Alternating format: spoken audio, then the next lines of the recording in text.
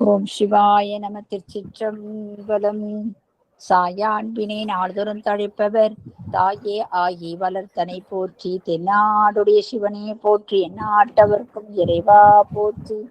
காவாய் கனகத்திரளையே போற்றி. கைலை மலையானே போற்றி போற்றி.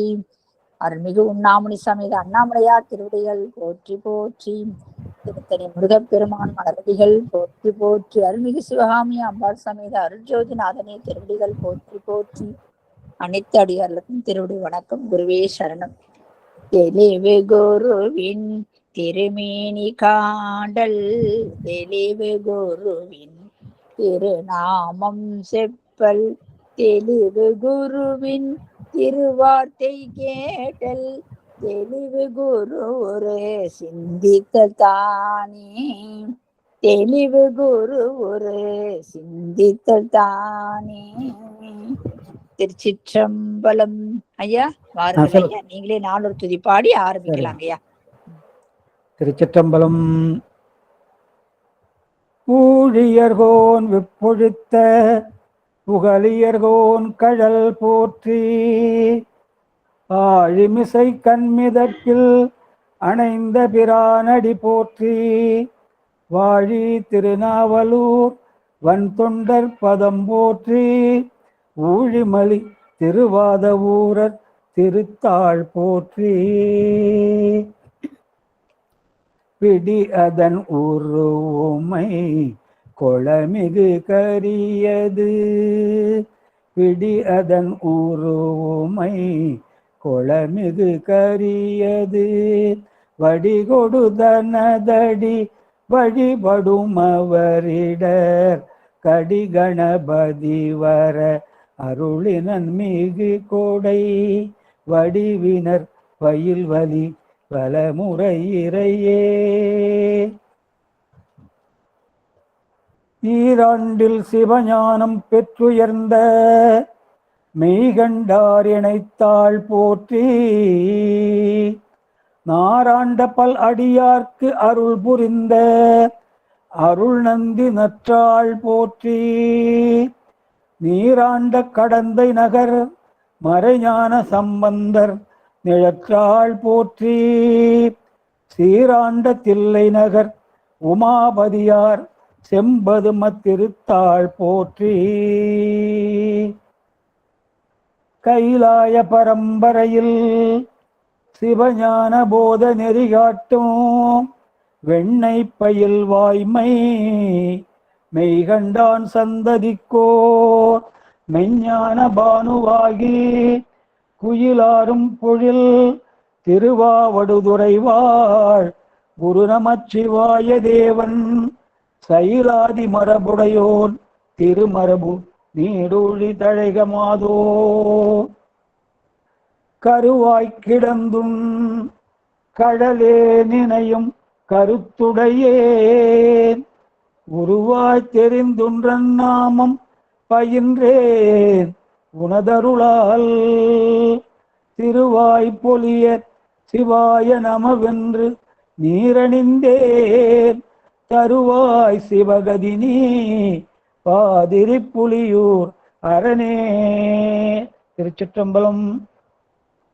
தில்லையிலே எழுந்தருளி அருள் பாலித்தோறும் அருள்மிகு சிவகாமி அம்மை உடனுரை அருள்மிகு நடராஜ பெருமான் திருவிடைகளை மனம்மை மொழிகளால் வணங்கி, சித்தாந்த சாத்திரத்திற்கு ஆணிவேராக ஒரு அஸ்திவாரமாக ஒரு முதுகெலும்பாக திகழும் சிவஞான போதத்தை அருளிய அருள் திரு மெய்கண்ட தேவரின் திருவிழிகளை மனம்மை மொழிகளால் வணங்கி, திருவாவடுதுறை ஆதீன குரு முதல்வர் அருள் திரு நமச்சிவாய மூர்த்திகளின் திருவடிகளை மனம்மை மொழிகளால் வணங்கி, தற்போது அருளாட்சி செய்து வரும் வணக்கத்திற்குரிய குருமகா சன்னிதானம் அவர்களின் திருவடிகளை மனம்மை மொழிகளால் வணங்கி, அடியேன் ஊத்தங்கரை மையத்திலே மூன்றாவது தூப்பாக சித்தாந்தம் எடுப்பதற்கு அன்புடன் அனுமதி அளித்து கொண்டிருக்கும் வணக்கத்திற்குரிய சித்தாந்த இயக்குனர் ஐயா அவர்களின் திருவடிகளை மனம்மை மொழிகளால் வணங்கி,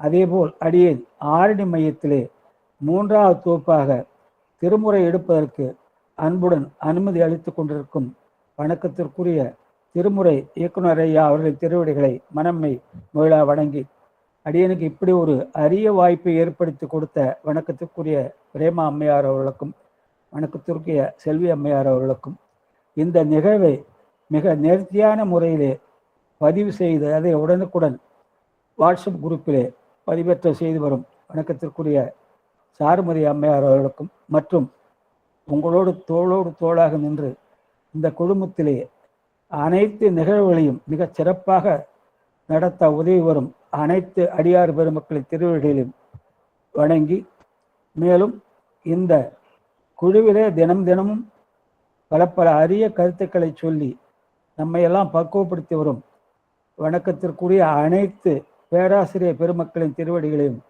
மனம்மை மீளா வணங்கி, எங்களுடைய சொற்பொழிவுகளை கேட்டு அதிலே தன்னுடைய மேலான கருத்தை கூறி எங்களையெல்லாம் செம்மைப்படுத்தி வரும் வணக்கத்திற்குரிய கோமல் சேகரையா அவர்கள் திருவடிகளை வணங்கி, நாம் இப்பொழுது 115வது பாடலை சிந்திக்க இருக்கிறோம். இது ரொம்ப முக்கியமான பாடலுங்க. நம்முடைய எல்லா சந்தேகத்துக்கும் இதில் விடை கொடுத்துட்றாரு. ஏன்னா நம்ம பல தெய்வங்களை வணங்குறோம். குல தெய்வம்னு வணங்குறோம், சில இஷ்ட தெய்வம்னு வணங்குறோம், அப்புறம் சிவபுரம் வணங்குறோம். இப்படி பல தெய்வங்களை வணங்கி கொண்டு வருகிறோம். அது எல்லாத்துக்கும் சேர்த்து இந்த பாடலில் ஒரு முழுமையான விளக்கத்தை கொடுத்துட்றார். அதாவது நாம் எந்த தெய்வத்தை வணங்கினாலும் அதற்கு பூரா அருள் கொடுப்பது சிவபெருமான் தான் சொல்லிடுறார். இதுதான் இந்த ஒரு அத்தாட்சி மாதிரி, நம்முடைய அனைத்து சந்தேகங்களுக்கு ஒரு அத்தாட்சி மாதிரி இந்த பாடல். பாடலை அடியேன் வாசிக்கிறேன்.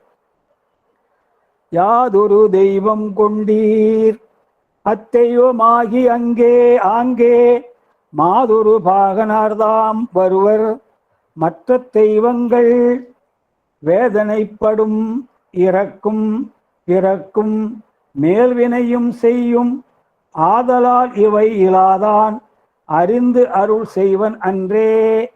அதாவது நாம் எந்த தெய்வத்தை வணங்கினாலும் பெருமான் தான் அருள் பாலிக்கிறார் சொல்லியிருக்காங்க. அப்போ எல்லாத்துக்கும் அவர் தான் கொடுக்குறார். நம்ம வணங்குவது ஒரு தெய்வமா இருக்கும், ஆனால் நம்ம நினைக்கிறோம் நம்ம வணங்குகிற தெய்வம் தான் நமக்கு அருள் பாலிக்கும் நம்ம நினைச்சுட்டு இருக்கோம். ஆனால் அந்த தெய்வத்தின் மூலமாக நமக்கு அருள் பாலிப்பது சிவபெருமான் தான். இப்போ வேற ஒன்றும் இல்லைங்க. இப்போ நம்ம வீட்டுக்கிட்ட ஒரு போஸ்ட்மாரம் இருக்கு. ஒரு நண்பர் கேட்குறாரு, உங்கள் வீட்டுக்கு எந்த போஸ்ட்மாரத்துலேருந்து கரண்ட் வருது அப்படின்னா நம்ம ஒரு 2வது போஸ்ட்மாரத்துக்கு கரண்ட் வருது. ஆனால் உண்மையிலே 2வது போஸ்ட்மாரம் தான் கரண்ட் வருது நமக்கு தெரியுது. ஆனால் உண்மையிலே அந்த கரண்ட் எங்கேருந்து வருது? நெய்வேலிருந்து வருது. அது மாதிரி தான் அது. நம்ம இந்த வணங்குறோம், ஒரு தெய்வத்தை வணங்குறோம், நம்ம நினைக்கிறோம் அந்த தெய்வம் தான் பலன் கொடுக்குது, நமக்கு அருள் பாலிக்குன்னு நினைக்கிறோம். ஆனால் அந்த தெய்வத்திற்கும் அதன் உள்ளாக இருந்து நம்முடைய அந்த வழிபாடுகளை ஏற்று பலன் தருவது சிவபெருமான் சொல்றார். வினை வயப்படாதவன்றாங்க. ஏங்க வினை அவரும் 5 செய்கிறாரு. பெருமானும் படைத்தல் காத்தல் அழித்தல் மறைத்தல் அருள் செய்கிறாரு. அப்போ வினை வந்துடணுமா அவருக்கு? அவரையே வினை வயப்படாதுன்னு சொல்றாங்கன்னா அதனால்தான் நிர்மலன்றாங்க. மலம் இல்லாதவர், வினை வயப்படாதவர். ஆனால் 5 செய்கிறார்.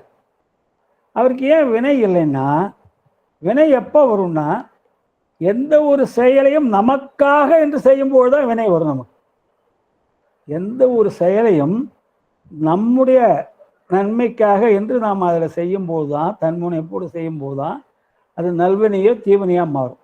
ஆனால் இதில் படைத்தல் காத்தல் அழித்தல் மறைத்தல் அருள் எல்லாமே அவருக்காக செய்யலை. பெருமான் அவருக்காக அதை செய்யலை. இந்த உயிர்கள் கேவலத்தில் இருக்குது, ஆணவத்தில் பற்றப்பட்டு அப்படியே இருக்கு. அவைகளை அதுலேருந்து எடுத்து சகலத்துக்கு கொண்டு வந்து இப்படிப்பட்ட தனுகரண போன போகங்களை கொடுத்து அவைகளை உலகத்தில் உழல வைத்து தன்னை நாட செய்ய வேண்டும் என்று அவர் நோக்கம்.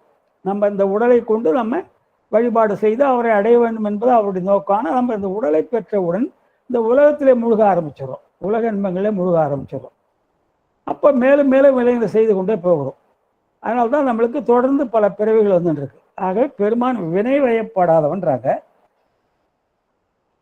அப்போ நாம் எந்த தெய்வத்தை வணங்கினாலும் அவரே அம்மையப்பராக வந்து அந்த வழிபாட்டை ஏற்று அதற்குரிய பலனை நமக்கு அருள்வார். ஏனென்றால் அவர் பிறப்பு இறப்பு இல்லாதவர். கடவுளுக்கு இலக்கணம் என்னன்னா பிறப்பு இறப்பு இல்லாதாங்க கடவுள். பிறப்பு இறப்பு இருந்தால் அது கடவுள் இல்லை, உயிர் வர்க்கம் தான். திருமாலே உயிர் வர்க்கம்னு கூட மீதெல்லாம் நீங்க பார்த்துக்க வேண்டியதான் அல்லது. திருமால் பிரம்மா எல்லாமே உயிர் வர்க்கம்னு சொல்றோம். ஆகவே பிறப்பு இறப்பு இல்லாதான் கடவுள். மற்ற தெய்வங்கள் எல்லாம் பிறக்கும் இறக்கும். நம்ம புராணத்துல கேள்விப்பட்டிருக்கோம். எத்தனையோ தெய்வங்கள் இங்கே பிறந்து வந்தன, அப்புறம் இன்னொரு இடத்துல பிறந்து வந்தன, அவதார இடத்துல அப்படி சொல்றாங்க. ஆகவே இவர் மட்டும்தான் பிறப்பு இறப்பு இல்லாதவர். இப்போ நம்ம சமயம் மட்டும் சொல்லலைங்க இறைவனுக்கு பிறப்பு இறப்பு இல்லைன்னு. சிலப்பதிகாரம் சமண காப்பியம் இளங்கோவடிகள் எழுதுது. அதுல என்ன குறிப்பிட்டிருக்கார், சிவபெருமானை பத்தி பிறவா யாக்கை பெரியோன்னு குறிப்பிட்டிருக்கு. இப்போ நம்ம சொல்றோம், நம்ம சைவத்துல சரி நம்ம கடவுள் அதனால அவருக்கு பிறப்பு இல்லை நம்ம சொல்லிக்கலாம், நம்ம சொல்றது கூட அப்படி வைத்தால் கூட. ஆனால் மற்ற சமயங்களிலே தோன்றிய காப்பியங்கள் இன்னும் நிறைய இருக்கு. அதெல்லாம் நம்ம சொல்ல தேடி எடுத்தா கிடைக்கும். சிலப்பதிகாரத்துல ரொம்ப சுருக்கமா சொல்லியிருக்கார், பிறவா யாக்கை பெரியோன் சிவபெருமான சொல்றார். ஆகவே அவருக்கு மட்டும்தான் பிறப்பிறப்பு இல்லாதவர். கடவுளுக்கு இறக்கணுமே பிறப்பிறப்பு இல்லாததான். கடவுள் என்றாலே பிறப்பிறப்பு இல்லாததான். அந்த பல தெய்வங்கள் நம்ம வணங்குற தெய்வங்கள் என்னன்னா பிறக்குது இறக்குது வினை செய்யுது, அந்த வினைக்கேற்ப இன்பத் துன்பங்களை அனுபவிக்குது. ஆகவே இவற்றுள் எதுவும் இல்லாத சிவபெருமான் ஒருவனே வினை வயப்படாத முதல்வன். ஆகவே அவனே உயிர்களுக்கு வினையின் பயனை கூட்ட வல்லவன். அவருக்கு தான் நம்ம வினை என்ன வினை செய்தோம், யார் எந்த வினை செய்தோம் என்பதில் அவருக்கு தெரியும், அதை கூட்ட வல்லவர். ஆகவே இறைவன் ஒருவனே என்பதும் அவன் இயல்பாகவே பாசங்களிலே இருந்து நீங்கியவன் என்பதும் சைவ சமய கொள்கை. நம்முடைய கொள்கை என்னன்னா இறைவன் ஒருவர், அவர் பாசங்களிலிருந்து நீங்கியவர் என்பது நம்முடைய அடித்தளமான கொள்கை. இந்த உண்மையை உணராதவங்க தான் என்ன பண்றாங்க, சிறு தெய்வத்தை வணங்கி சிவனை மறந்துடுறாங்க. அந்த தெய்வமே தமக்கு அருள் பாலிக்கிறதா நினைக்கிறாங்க. ஆனா அவங்க அப்படி நினைத்தாலும் உண்மையிலே அவர்களுக்கும் அவர்கள் வணங்கும் சிறு தெய்வங்கள் மூலமாக அருள் பாலிப்பது சிவபெருமான் தான். ஏனென்றால் அவரு விருப்பு வெறுப்பு இல்லாதவர். இவர் நமக்கு வேண்டியவர் அவருக்கு வேண்டாதவர் என்ற அவருக்கு அந்த பாரபட்சம் இல்லை. அப்பர் பெருமான் என்ன சொல்றாரு பாருங்க, சென்று நாம் சிறு தெய்வம் சேருவோம் அல்லோம், சிவபெருமான் சேவடியே சேர பெற்றோம் அப்படின்றார். சென்று நாம் சிறு தெய்வம் சேர்வோம் அல்லோம், சிறு தெய்வத்தை நாங்கள் போய் வணங்கவே மாட்டோம். ஏனென்றால் சிவபெருமான் சேவடியே நாங்கள் பெற்று விட்டோம். திருமூலர் என்ன சொல்ற பாருங்க, சிவனோடுக்கும் தெய்வம் தேடினும் இல்லை, அவனோடொப்பார் இங்கு யாவரும் இல்லை, புவனம் கடந்தன்று பொன்னொழி மின்னும் தவனச் சடைமுடி தாமரையானே. அவரோடு ஒப்புமை சொல்றதுக்கு ஒரு கடவுள் இல்லை, அவருக்கு ஈக்குவல்னு சொல்றதுக்கோ அவரோட உயர்ந்தவர் சொல்றதுக்கோ வேற யாரும் இல்லை. அருணகிரியார் என்ன சொல்றா பாருங்க, செம்மான் மகளை திருடும் திருடன், செம்மான் மகளை திருடும் திருடன், பெம்மான் முருகன் பிறவான் இரவான், சும்மாயிரு சொல்லற என்றலுமே அம்மா பொருள் ஒன்றும் அறிந்திலனே. பெம்மான் முருகன் பிறவான் இரவான்றார். முருகன் வேற இல்லை, விநாயகர் வேற இல்லை, அம்பாள் வேற இல்லை, எல்லாமே சிவாம்சம்தான். ஆகவே பெம்மான் முருகன் பிறவான் இரவான்றார். அங்கே திருமூலரே என்ன சொல்றார் இன்னொரு இடத்துல, பிறப்பிலி பிஞ்சகன் பேரருளாளன் இறப்பிலி யாவர்க்கும் இன்பம் அருளும், துறப்பிலி தன்னை தொழுமின் தொழுதால் மரப்பிலி மாயா விருத்தமும் ஆமேன். பிறப்பிலின்ட்டார், முதல் வார்த்தையில பிறப்பிலான்ட்டார். இன்னொன்னு முக்கியமான திருமூல சொல்ற பாடல், ஒன்றே குலமும் ஒருவனே தேவனும் நன்றே நினைமின் நமனில்லை நாணாமே, சென்றே புகும் கதி இல்லை நும் சித்தத்து நின்றே நிலை பெற நீர் நினைந்து உய்மினே. இதுதான் ரொம்ப ஃபேமஸான பாட்டுங்க. ஒன்றே குலம் ஒருவனே தேவன். இதுதான் இங்கே என்ன பண்ணிட்டாங்க, உலகில் அறிஞர் அண்ணா சொன்னதாக சொல்லிட்டாங்க. ஆனால் உண்மையிலே அவர் சொன்னது திருமூலர் வார்த்தையை தான் சொல்லியிருக்கார். ஆனால் உலகில் அரசியலில் என்ன பண்ணிட்டாங்க, அறிஞர் அண்ணா சொன்னதை சொல்லிட்டாங்க. ஆகவே நாம் எந்த தெய்வத்தை வணங்கினாலும் நமக்கு பிடித்த தெய்வம் நிறைய இருக்குங்க. குல தெய்வம் ஒன்று இருக்கு, இஷ்ட தெய்வம் இருக்கு, பரம்பொருள், எல்லாத்துக்கும் முக்கியமான பரம்பொருள் சிவபுரம். இப்படி பல வகையிலே தெய்வத்தை நம்ம வழிபடுகிறோம். ஆனாலும் எந்த தெய்வத்தை நாம் வணங்கினாலும் அதிலே நாம் அதை உணர்ந்திருந்தாலும் இல்லாவிட்டாலும் நாம் வணங்கும் தெய்வத்தின் மூலமாக நின்று நமக்கு அருள் பாலிப்பது சிவபெருமான். ஆகவே இது ஒரு முக்கியமான அந்த சைவத்துக்கு, அந்த அடிக்கோட்பாட்டுக்கு ஒரு ஆணித்தரமான ஒரு பாட்டுங்க. அடுத்ததுங்க, இதுவும் ரொம்ப முக்கியமான பாட்டுங்க. இப்போ நம்ம இந்த முன்னோர்களுக்கு திதி பண்ணுறோம், தேவசம் கொடுக்குறோம், அதெல்லாம் கொடுக்குறோம். அப்போ என்ன சொல்கிறாங்க, நமக்கு குருக்கள்லாம் அதை அங்கே காத்துட்டுருக்காங்க, உங்கள் தர்ப்பணத்தை எடுக்க காத்துட்டுருக்காங்க, அப்படி இப்படி சொல்கிறாங்க உலகையில். அதை மறுக்கிறார் இங்கே. ஏனென்றால் இந்த உயிர் இந்த பிறவி முடிஞ்சதும், இந்த பிறவி இந்த உடலோடு நான் இருக்கிறேன், எனக்கு இந்த உடல்லேருந்து இந்த உயிர் போய்விட்டால் இறைவன் அந்த கணக்கை பார்த்து, கீழ்கணக்கை பார்த்து நான் செய்த நல்வினை தீவினையை பார்ப்பார். அதுக்கு ஏற்ற போல முதல்ல துன்பத்தை கொடுத்தாலும் கொடுக்கலாம். அதுக்கு யாதனா சரீரம்னு கொடுக்குறார். சொர்க்கத்துக்கு அது நரகத்துக்குரியது, சொர்க்கத்துக்குரியது பூதாசார சரீரம். இப்போ நம்ம உடம்பு பூத உடம்பு. அப்போ போடுறாங்க இல்லையா, யாராவது காலம் ஆயிட்டா அன்னாரின் பூத உடல் அப்படின்றாங்களா, அப்போ நம்மளது பூத உடல். சொர்க்கத்துக்குரியது பூதாசார உடம்பு, நரகத்துக்குரியது யாதனா உடம்பு. இப்போ நம்ம வினைப்படி நரகத்துக்கு நான் அதிக தீமை செஞ்சிருந்தா எனக்கு நரகத்துக்கு யாதனா உடம்பு கொடுத்து அனுப்புவார். அங்கே பலவிதமான துன்பங்கள் அந்த இதில் பார்க்குறோமே, அந்நியனில் பார்க்குறோமே, அதெல்லாம் உண்மைதான். அந்த வானலில் போட்டு வறுக்கிறது, இரும்பு தூணை பிடிக்கிறது எல்லாமே உண்மைதான். நரகத்திலே நம்ம இங்கே என்னென்ன தீமை செஞ்சோமோ அதுக்கு இணையான துன்பங்கள் அங்கே கொடுக்கப்படும். அந்த தீவினை அனுபவிச்சா அழிஞ்சிடும். அதுக்கப்புறம் சொர்க்கத்துக்கு அனுப்புவார். எந்த உயிருமே கெடுதல் மட்டுமே செஞ்சிருக்காது, எந்த உயிருமே நல்லது மட்டுமே செஞ்சிருக்காது. வாழ்க்கையில எப்படி நாள் என்றால் பகல் இரவு சேர்ந்ததோ அது மாதிரி வாழ்க்கை என்றால் இன்ப துன்பம் கலந்தது தான். நம்ம நல்வனையும் செய்வோம், தீவனையும் செய்வோம். இப்போ நம்ம எல்லாம் சொற்பொழிவு பண்ணுறோம், நம்ம எல்லாம் பக்தியமாக இருக்கோம்னு சொல்லிட்டு நம்ம நல்லது தான் செய்வோம்னு நம்ம நினைக்க முடியாது. நம்ம அறியாமலோ அறிந்தோ தீவனையும் செஞ்சுருப்போம். அப்போ சொர்க்கத்தில் போய் அங்கே இன்பத்தை அனுபவித்த பிறகு அந்த அழிஞ்சிடும். பிறகு இந்த உயிரானது கீழே வரும். எங்கே, மேகத்தில் இருந்து மழையாக வந்து பூமியில் தானியமாக விளைஞ்சி உணவாக தந்தைக்கு சென்று கருப்பைக்கு தாய்ப்பூ. 5 பஞ்சாக்கிரின்றாங்க. மேகம், மழை, உணவு, தந்தை, தாய். இந்த உயிரானது மேகத்தில் வரும், சேரும், மழையாக கீழே வரும், தானியமாக விளையும், தானியமாய் தந்தைக்கு உணவாக போகும், தாய்க்கு கருவாக போகும்.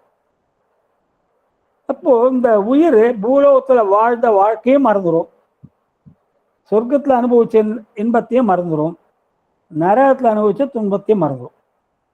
அடுத்த பிறவி எடுக்கும்போது நமக்கு போன பிறவியிலே அனுபவிச்சா அதுக்கு முந்தி எதுவுமே ஞாபகம் இருக்காது. ஆனால் நம்ம என்ன நினைச்சுட்டு இருக்கோம், நம்ம முன்னோர்கள் நமக்கு நேராக வந்து அருள் பாலிக்கிறாங்க அப்படின்னு நினைக்கிறோம்.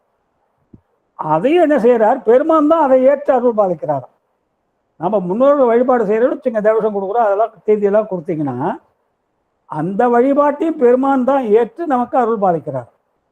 ஆகவே முன்னோர்களுக்கு கொடுக்குற அந்த திதி தர்ப்பணம், பெரியோர்களை வணங்குறது, ஆசிரியர்களை வணங்குறது, அப்படிப்பட்ட எல்லாத்துக்கும் பெருமான் தான் அருள் பாலிக்கிறார்ட்டாங்க. இந்த பாடல் ரொம்ப ரொம்ப முக்கியமான பாடலுங்க. இங்கு நாம் சிலருக்கு பூசை இயற்றினால் இவர்களோ வந்து அங்கு வான் தருவார், அன்றேல் அத்தெய்வம் அத்தனை காண், எங்கு வாழ் தெய்வம் எல்லாம் இறைவன் ஆணையினால் நிற்பது, அங்கு நாம் செய்யும் செய்திக்கு ஆணை வைப்பால் அளிப்பன். இங்கே நம்ம செய்கிற பூஜைக்கெல்லாம் அவங்களா பலன் தருவாங்கன்னு கேட்குறாரு. உலக வாழ்க்கையிலே தாய் தந்தையர், முன்னோர்கள், குருமார்கள், ஆசிரியர் அவங்களுக்கெல்லாம் நம்ம வழிபாடு செய்கிறோம். அந்த வழிபாட்டின் பயனை தருவதற்கு அவர்கள் வல்லவர்கள் அல்ல. ஏனென்றால் அவங்க உயிர் இருக்கும். ஏனென்றால் உயிர் எல்லாத்தையும் மறந்துடும். இப்போ உண்மையிலே உயிர் மறக்காமல் இருக்குன்னா, இப்போ எனக்கு வச்சுக்கிட்டா நமக்கு எல்லாருக்குமே யாருக்குமே இது முதல் பிறவியோ 2ஆம் பிறவியோ இருக்காது. நமக்கு எல்லாருமே மனித பிறவி எடுத்துருக்கோம்னா குறைஞ்சது ஒரு 500-600 பிறவி எடுத்து தான் வந்த பிறவி நம்ம எடுத்துருக்கோம். அப்போ நம்ம ஞாபகம் வைக்கணும், அந்த 500 பிறவி ஞாபகம் இருக்குமா? இருக்காது உங்களுக்கு. ஆகவே தான் எல்லாம் மறந்துடுன்றாங்க. அந்த வழிபாட்டை யார் தராருன்னா 33 கோடி தேவர்களுக்கு நீங்கள் செய்கிறீங்க பாருங்க வழிபாடு. முன்னோர்கள், தாய் தந்தை, ஆசிரியர், குருமாரு, 33 கோடி தேவர்களுக்கு அவங்களுக்கெல்லாம் செய்கிற வழிபாட்டை ஏற்று அந்த தேவர்களும் பலன் கொடுக்க முடியாது. திருமாலே பலன் கொடுக்க முடியாதுன்ட்டு அப்புறம் தேவர்கள் ஏமாத்திரம். திருமால் காத்தல் கடவுளாகி திருமாலே பலன் கொடுக்க முடியாதுட்டாங்க. அவரும் இவருடைய ஆணையை பெற்று தான் கொடுக்கும். ஆனால் நம்ம என்ன பண்ணுறோம், புராணத்தில் அந்தந்த தெய்வமே நமக்கு பலன் கொடுத்ததா செய்தி போட்டிருக்காங்க. இன்னார் இந்த தெய்வத்தை வணங்கினார், அந்த தெய்வம் தோன்றி அவருக்கு அருள் பாலித்தது, இதை கொடுத்து அதை கொடுத்து படிக்கிறோம். ஆனால் அது எப்படியா? அதுக்கு உதாரணம் சொல்கிறார். அரச சபை நடக்குது. அரசர் உட்கார்ந்துருக்கார் சபையில். ஒரு புலவர் வருகிறார், வந்து அரசரை புகழ்ந்து பாடுகிறார். உடனே அரசர் கைத்தட்டி ஒரு 1000 பொற்காசு கொடுக்க சொல்கிறார். அந்த பொற்காசை அரசராக கொண்டு போய் அவர்கிட்ட கொடுப்பார். கைத்தட்டினா அங்கே யாரோ ஒரு அதிகாரி இருப்பார், சேனாதிபதியோ இல்லை மந்திரியோ, அவங்க கொண்டு போய் அவர்கிட்ட கொடுப்பார். அதே மாதிரி ஒரு குற்றவாளி வருவான். அரசர் அவன் குற்றம் நிரூபிக்கப்பட்டு விடும், தூக்கு தண்டனை கொடுப்பார். அப்போ அரசராக போய் தூக்கில் போடுவார். அதுக்குன்னு சில அதிகாரிகள் இருப்பாங்க.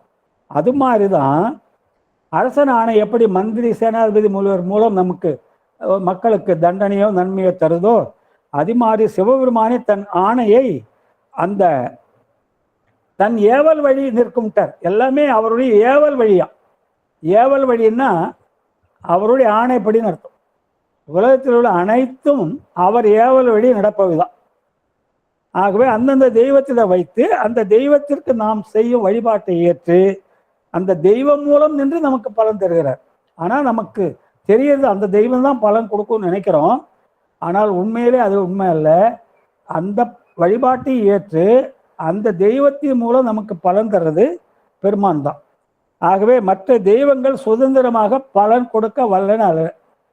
ஏன்னா சிவபெருமான் மட்டும்தான் சுதந்திரமாக செயல்படக்கூடியவர். மற்ற தெய்வங்களை எதுவுமே சுதந்திரமாக செயல்பட முடியாது. அப்போ பசு வர்க்கம் இருக்குன்னு வச்சுங்க. அப்போ பிற தெய்வங்களை வழிபாட்டுக்கு சிவபெருமானே பலன் தருவான்னு சொல்லிட்டா, அந்த பசு புண்ணியன்றாங்களே அதுக்கு யாருங்க பலன் தருவாங்கன்னா, பசு புண்ணியம்னா உயிர்களுக்கு செய்கிற புண்ணியங்கள். இப்போ ஏதோ ரோட்டில் போகிறீங்க, ஒரு ஏழு நிற்கிறான், ஏதோ சாப்பாடு வேணும், ஒரு சாப்பாடு வாங்கி தரீங்க, அதுவும் பசு புண்ணியம். அது கேட்டால் என்ன சொல்கிறாங்க, பசுக்களை நோக்கி செய்யும் புண்ணியம் பசு புண்ணியம்தான்.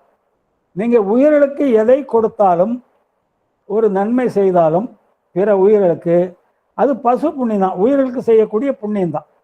அதற்குரிய ஒரு சிறிய பலன் உங்களுக்கு கிடைக்கும்.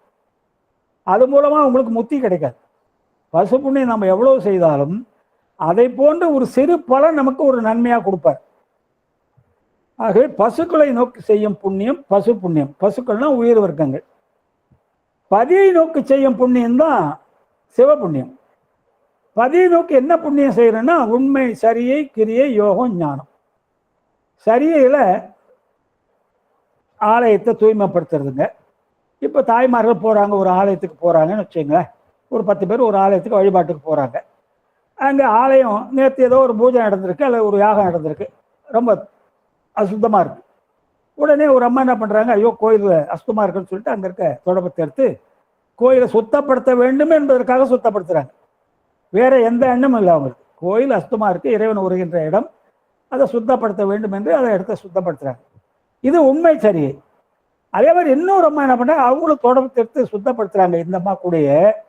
ஆனால் அவங்க என்ன நினச்சி செய்கிறாங்க, இந்த கோயிலை நம்ம சுத்தப்படுத்தினால் நமக்கு இறைவன் ஏதாவது ஒரு பலனை கொடுப்பார் என்று நினைச்சு செய்கிறாங்க. இந்தம்மா செய்கிறது கோயில் அசுத்தமாக இருக்குது, நம்ம சுத்தப்படுத்த வேண்டும், இறைவன் உரைகின்ற இடம் அப்படி என்ற உணர்வுல செய்கிறாங்க. ஆனால் அந்த அம்மாவும் பெருக்கிறாங்க, சுத்தப்படுத்துகிறாங்க. ஆனால் அவங்க மனசில் என்ன நினச்சி செய்கிறாங்க, இதை நம்ம சுத்தப்படுத்துகிறோம், பெருமாள் நமக்கு ஏதாவது ஒரு பலனை கொடுப்பார் என்று நினைக்கிறாங்க. அது உபாயச்சரி. ஆக உண்மை சரியை கிரியை யோகம் செய்தால் தான் நம்ம முக்தி அடைய முடியும். அதுதான் பதிப்புண்ணியன்ட்டாங்க. இகபர போகத்தை விரும்பி செய்றீங்க பாருங்க, அது பசு புண்ணியம். இந்த உலக போக்கம் அடுத்தது வரப்போறது, இதுக்கு வேண்டி உலக வாழ்க்கைக்கு வேண்டிய நன்மைகளை நோக்கி நம்ம செய்யறோம் பாருங்க. இகபர போகத்தை விரும்பி பதியை நோக்கி செய்யும், இறைவனை நோக்கி தான் வழிபாடு செய்கிறோம். ஆனால் என்ன கேட்குறோம், எனக்கு இந்த உலக வாழ்க்கைக்கு இப்படி வேணும், அது வேணும், இது வேணும் கேட்கும். அதுவும் பசு புண்ணியம் தான். இப்போ அருணகிரிநாதர் என்ன கேட்குறாரு, வசன மிக வேற்றி மறவாதே மனது துயராற்றில் உழலாதே இசைபயில் சடாட்சரம் அதாலே இகபர சௌபாக்கியம் அருள்வாயே பசுபதி சிவாக்கியம் உணர்வோனே பழனிமலை வீட்டருளும் வேளா அசுரர் கிளை வாட்டி மிக வாழ அமர சிறை மீட்ட பெருமாளே இகபர சௌபாக்கியம் அருள்வாய் கேட்கிறார். இது பசு புண்ணியம்தான். முக்தி இன்பம் வேண்டி பதியை நம்ம வணங்கணும், அது பதி புண்ணியம். முக்தி அடைய வேண்டும் என்பதற்காக இறைவனை நோக்கி நம்ம செய்கிற அனைத்தும் பதி புண்ணியன்றாங்க. இன்னொன்று, பசுக்குலத்துல கூட சிவபாவனோடு செய்தால் பதி புண்ணியமா. உயிர் வர்க்கத்துக்கு நீங்கள் செய்கிறீங்க சில நன்மைகளை, அது சிவபாவனோடு செய்யணுமா. என்ன சிவபாவனைன்னா, அனைத்து உயிர்களிலும் இறைவன் இருக்கிறாரு, ஒன்றாய் வேறாய் உடனாய். ஆகவே இந்த எதிரிலே இருக்கும் துன்பப்பட்டிருக்கும் உயிர்களும் அவர் இருக்காரு. ஆகவே இந்த உயிருக்கு உதவ வேண்டிய நம் கடமை என்று நாம அந்த உயிருக்கு நம்ம உதவி செய்தால் அது பதி புண்ணியம் ஆயிடுமா. ஆனால் பதியே அவர் ஏதோ ஒரு தேவர்கள் ஒருவர் என்று நினைத்து நம்ம என்னதான் பூஜை செய்தாலும் அது பசு புண்ணியம் தான். கோயிலுக்கு போகிறோம், வணங்குறோம், அது ஏதோ ஒரு சிவலிங்கம் கல் அது கோயிலில் இருக்குது அப்படி என்ற ஒரு நினைப்போடு வழிபட்டால் அது பசு புண்ணியமா. ஆகவே செய்த புண்ணிய செயல் செய்பவரின் கருத்து வகையால வேறுபடுமா. யார் அந்த புண்ணியத்தை செய்கிறாரோ அவர் என்ன கருத்தோடு செய்கிறாரோ அதற்கேற்பதான் அந்த பலன் கொடுக்குமா. செய்பவரின் கருத்து வகையால நான் இருக்கேன்னா, நான் ஒரு செயலை செய்தால் அந்த உள்கருத்து என்ன, நான் உலக நன்மைக்கு செய்கிறேனா அல்லது எனக்காக செய்கிறேனா, என்னுடைய நன்மைக்காக செய்கிறேனா, அப்படியெல்லாம் பார்த்து அந்த பலன் கொடுப்பாராம். அடுத்து 117 என்ன சொல்றார்,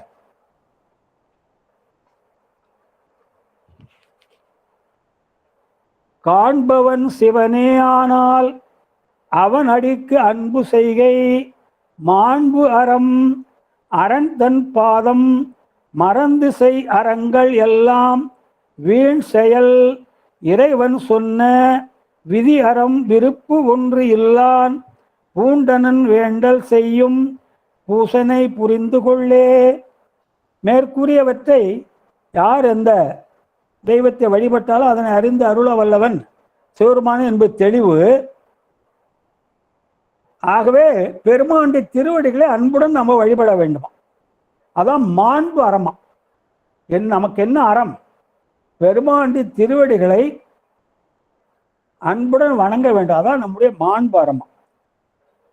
சிவபெருமான் திருவடியை மறந்து செய்கிற அறச்செயல்கள் எல்லாம் வீண் செயல். நீங்க என்னதான் அறச்செயல் செய்தாலும் அது பெருமாண்டி திருவடியை மறந்து செய்தீர்களானால், நான் செய்கிறேன் என்ற தன்முனைப்போடு செய்தால் அதெல்லாம் வீண் செயல் அப்படின்ட்டார். ஏனெனில் அறம் என்பது சிவபெருமானால் விதிக்கப்பட்ட அவைகளை செய்தல் தான் அறம். எது அறம்னா, சிவபெருமான் என்னென்ன நமக்கு விதித்திருக்கிறாரோ அதை செய்யறது தான் அறம். அதே மாதிரி விளக்கப்பட்டதை செய்யக்கூடாது. பெருமானால அருளப்பட்டவை இதுதான் செய்யக்கூடியவை என்று சொன்னவைகளை நாம் செய்ய வேண்டும்.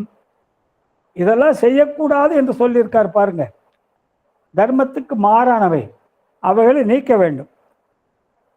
இப்படி நாம வாழ்ந்தால் இவ்வாறு அன்பு செய்யும் வழிபடும் அடியார்க்கு விருப்பு வெறுப்பு கடந்த முழு முதல் பொருளியாக சிவபெருமான திருவுருள் பாலிப்பார். ஆகவே இந்த பாட்டில் என்ன சொல்றாருன்னா, பெருமானாலே சொல்லப்பட்டவைகளை நல்லவைகளை கடைபிடிக்க வேண்டும், தீய செயல்களை விலக்கிவிட்டு அவரை அன்போடு வழிபட்டால் விருப்பு வெறுப்பு இல்லாத சிவபெருமானே, முழுமுதற் கடவுளாகி சிவபெருமானே நமக்கு அருள் பாலிப்பான். ஆகவே அந்த வழிபாட்டை நம்ம செய்ய வேண்டும்ன்றார். அப்படிப்பட்ட வழிபாட்டை நம்ம செய்யணுன்றார். அடுத்து 118ங்க. தாபர சங்கமங்கள் என்று 2 உருவில் நின்று மாபரன் பூசை கொண்டு மண் உயிர்க்கு அருளை வைப்பன் நீ பரந்தன்னை நெஞ்சில் நினைவையேல் நிறைந்த பூசை ஆய்பரம்பொருளை நாளும் அர்ச்சினி அன்பு செய்தே. இதுல ஒரு புது சொல்றார். இறைவன் 2 விதமா அருள் பாலிக்கிறார். தாபர சங்கமங்கள் 2 வடிவிலே நமக்கு அருள் பாலிக்கிறார். தாபரம் என்றால் நிலையானது அர்த்தம். சங்கமம் என்றால் இடம் வெட்டி இடம் பெயர்தான் அர்த்தம். இப்போ பத்திரம் எழுதுறாங்கன்னு வச்சுங்க, அடியர் கண்ட தாபர சங்கம சொத்துக்குள் என் பிள்ளைக்கு சேர வேண்டும் எழுதுவார். தாபர சொத்துக்கள்னா அசையாத சொத்துக்கள், நிலம், வீடு, அப்படிப்பட்டது. சங்கம சொத்துக்கள்னா காரு, மோட்டார் சைக்கிள், மற்ற வாகனங்கள், இப்படிப்பட்டவை. ஆகவே இறைவன் 2 விதமா நமக்கு அருள் பாலிக்கிறார். தாபர சங்கம வடிவங்களிலே அருள் பாலிக்கிறார். 2 வடிவங்களிலே பெருமைக்குரிய சிவபெருமான் உயிர்களை ஏற்று வழிபாட்டை ஏற்று அதுக்கு பலன் தரார். இதெல்லாம் புற வழிபாடு. பெருமான் நம்ம வழிபடுறோம், ஆலயங்களில் வழிபடுறோம், சங்கம் வழிபாடெல்லாம் புற வழிபாடுகள். இப்போ நீங்க ஒரு ஊருக்கு போறீங்க, அங்க உங்களால அந்த பூஜையெல்லாம் முறைப்படி செய்ய வசதி இல்லை, முடியலைன்னா நீங்க அதே இடத்துல உட்காந்து அகத்துல நீங்க என்ன அந்த பூஜை செய்தால் எப்படி அந்த செயலெல்லாம் செய்வீங்களோ அதெல்லாம் மனதால் பாவித்து நீங்க அக பூஜை செய்யலாம். அதுக்கும் பெருமான் அருள் பாலிப்பார்.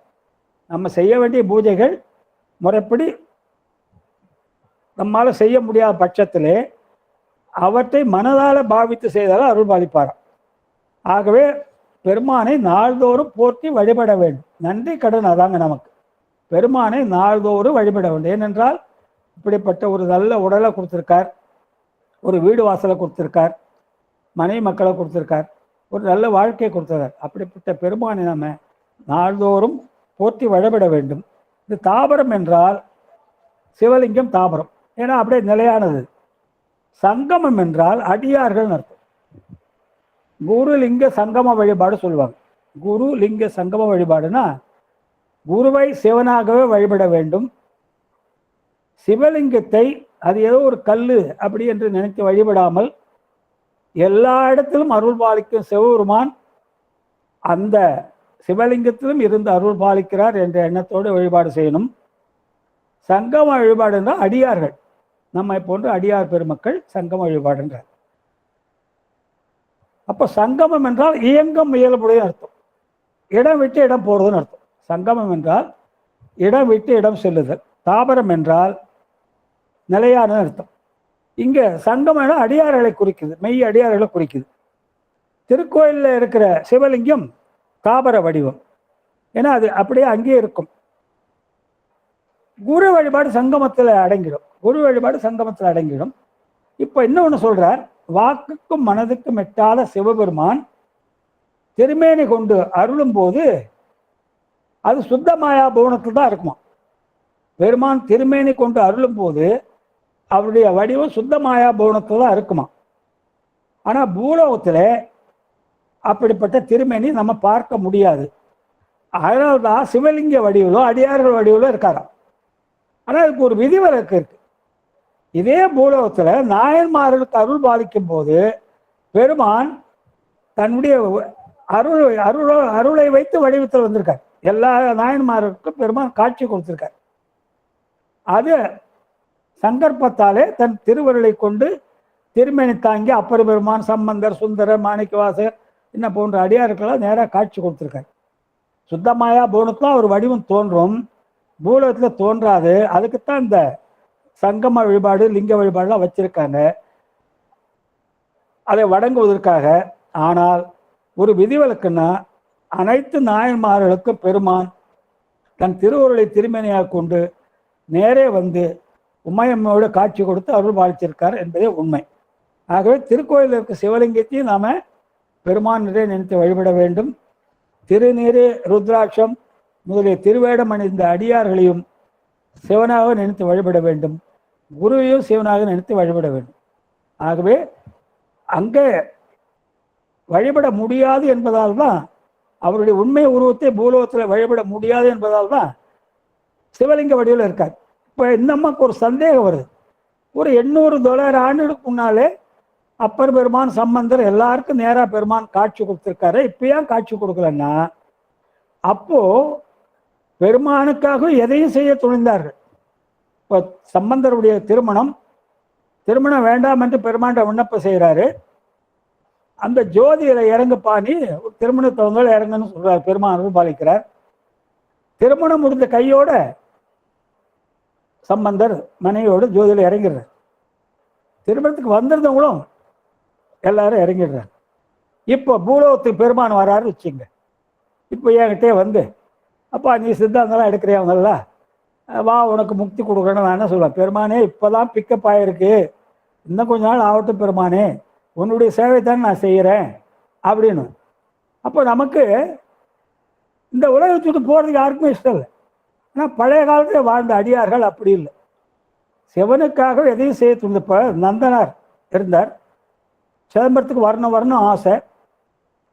ஆனால் அவர் வேலை செய்யும் முதலாளி நாளைக்கு போகலான்ட்டார். நாளைக்கு சிதம்பரம் போகணும்னு சொன்னால் அதனால் திருநாளை போவார்னு ஆகிட்டார். ஒரு நாள் அவர்கிட்ட அனுமதி வாங்கிட்டு சிதம்பரத்துக்கு வந்துட்டார். கோயில் உள்ள போக முடியல அவரால். அந்த கால சூழ்நிலை. 4 வீதி சுற்றி வராரு, பெருமானை பார்க்க வேண்டுமே, தரிசிக்க வேண்டும் என்று. பெருமான் என்ன பண்ணார், அங்கே இருந்த தீட்சை பெருமக்கள்கிட்ட ஒரு அசரீதியாக அங்கே ஒரு தீ மூட்டி நம்ம அடியவனை அங்கே அதில் தீயில் இறக்குங்கன்றாரு. உடனே தீட்சை பெருமக்கள் அந்த தீ மூட்டி வெளியே போய் நந்தனார்கிட்ட, ஐயா உங்களை இறைவனானே அந்த தீயில் நீங்கள் இறங்கணும் அப்படின்றாங்க. அப்படியா என்று சொல்லி சந்தோஷமா வந்து இறங்கிடுறாரு. அது அந்த காலம். ஆனால் இப்போ நாம் என்ன செய்வோம், இன்னைக்கே வந்து இறைவன் நம்ம கிட்ட கேட்டால் கூட நம்ம என்ன செய்வோம், இன்னும் கொஞ்ச நாள் இருக்கிற சுவாமி எனக்கு வேண்டாம் அப்படின்னு தான் சொல்லுவோம். ஆகவே அந்த காலத்துக்கேற்ப பெருமான் தோன்றி இருக்கிறார். அடியார்களுக்கு நேராக வந்து காட்சி கொடுத்திருக்கார். 63 நாயன்மார்களுக்கும் இன்னும் மற்ற பல அருளாளர்களுக்கும் அருளை திருமணியாக கொண்டு நேராக வந்து காட்சி கொடுத்திருக்கார் பெருமான். ஆகவே திருக்கோயிலில் சம்புபட்சம், திருக்கோயிலில் இருக்க சிவலிங்கம்னா சம்புபட்சம் அர்த்தம். அணுபட்சம் என்றால் அடியார்கள், அணுன்னா உயிர் வர்க்கம், சம்பு என்றால் தெய்வ சம்பந்தமானது. ஆகவே அதையும் வணங்கணும், அடியார்களை வணங்க வேண்டும். வழிபாட்டில் முக்கியமானது அன்பு தாங்க. அன்பால தான் வழிபாடு செய்யணும். அது கடமைக்கு நம்ம வழிபாடு செய்ய வேண்டுமே என்ற ஒரு கடமைக்காக செய்யக்கூடாது. அன்பால வழிபடணும். அவர் மேல் உள்ள அன்பால் அதான் சொன்னார் சம்பந்தர், காதலாகி கசிந்து கண்ணீர் மல்கி ஓதுவார்தமை நன்னெறி குய்ப்பது வேதம் 4 மெய்ப்பொருளாவது நாதன் நாமம் நமச்சிவாயவே, நாதன் நாமம் நமச்சிவாயவே. காதலாகி கசிந்து கண்ணீர் மல்க வேண்டும். பெருமான் மேலே காதல்னா அன்புன்னு அர்த்தங்க. உலகியல் காதல் நினச்சக்கூடாது. கசிய வேண்டும், உள்ளம் கசிய வேண்டும். எப்படி ஒரு கன்றானது பசுவை தேடுமோ அப்படிப்பட்ட ஒரு கசிவு இருக்கணும். கண்ணீர் மல்கணும். அப்படிப்பட்ட நிலை வந்தால்தான் பெருமானயமா அடைய முடியும். ஆகவே இந்த 2 வடிவங்களும் நம்ம வணங்கும். சிவலிங்க திருமேனியை கடவுளாக நினைத்து வழிபாடு செய்யணும். அடியார்களையும் அவங்க ஏதோ நம்மை போல ஒரு சாதாரண மனிதர்கள் நினைக்காமல் அவங்க மூலமா பெருமான் நமக்கு அவருடைய கோலத்தை ஞாபகப்படுத்துறார். திருநீரு, ருத்ராட்சம், அந்த சடாமுடி இதெல்லாம் அவங்க ஞாபகப்படுத்துறதுனால பெருமான் அவங்க மூலமா நமக்கு அருள் பாலிக்கிறார் என்று அவங்களையும் வணங்க வேண்டும். அடுத்து 119ங்க.